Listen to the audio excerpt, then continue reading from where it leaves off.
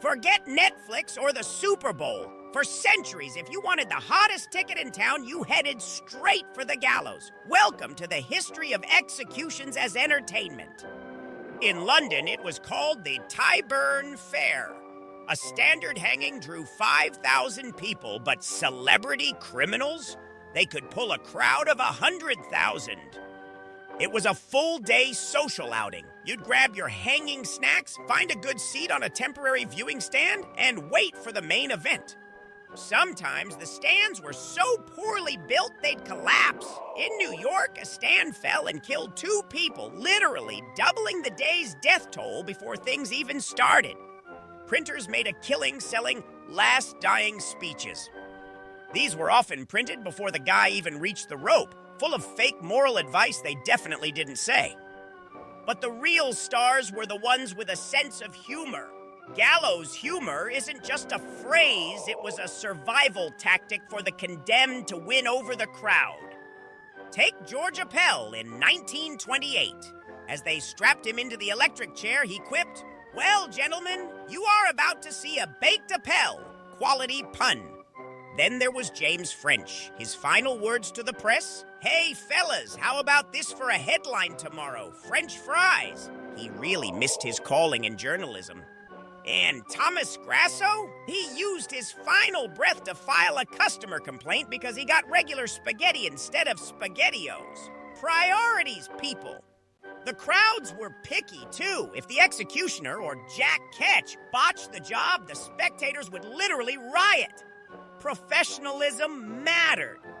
When an assistant slapped the severed head of Charlotte Corday in 1793, the crowd was so offended by his lack of decency that he got 3 months in prison.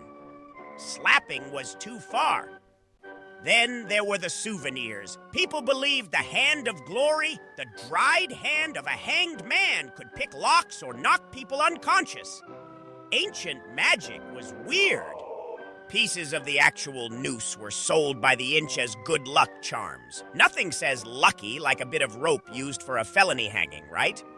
Ever wonder where the phrase "pulling my leg" comes from? Some think it's from families rushing forward to pull on the victim's legs to speed up the process. Mercy was messy.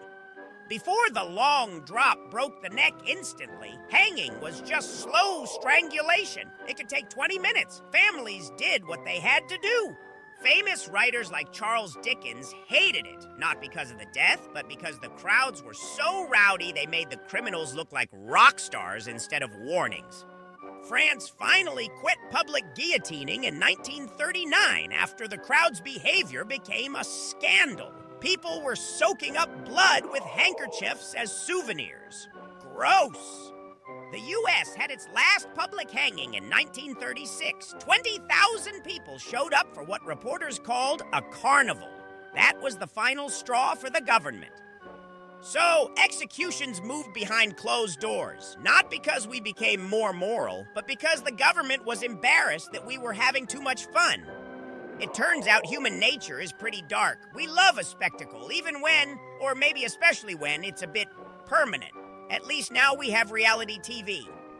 Trading the gallows for a group of people trapped in a house for 3 months? Maybe that's progress. Or maybe we just swapped one kind of theater for another. Remember Henry Fauntleroy, the banker who pulled 100,000 people? Even back then, people loved watching the rich and powerful take a tumble. Some things never change. The frenzy for souvenirs was so bad that people would literally strip the clothes off the body before it was even down. Talk about a clearance sale? And don't even get me started on the doctors waiting in the wings to snatch the bodies for science. The execution was just the beginning of the afterlife party.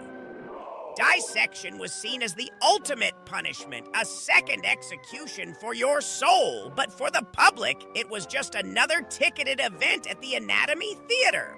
So next time you're bored and looking for something to watch, just be glad you don't have to pack a picnic and head to the town square to see someone's final bow.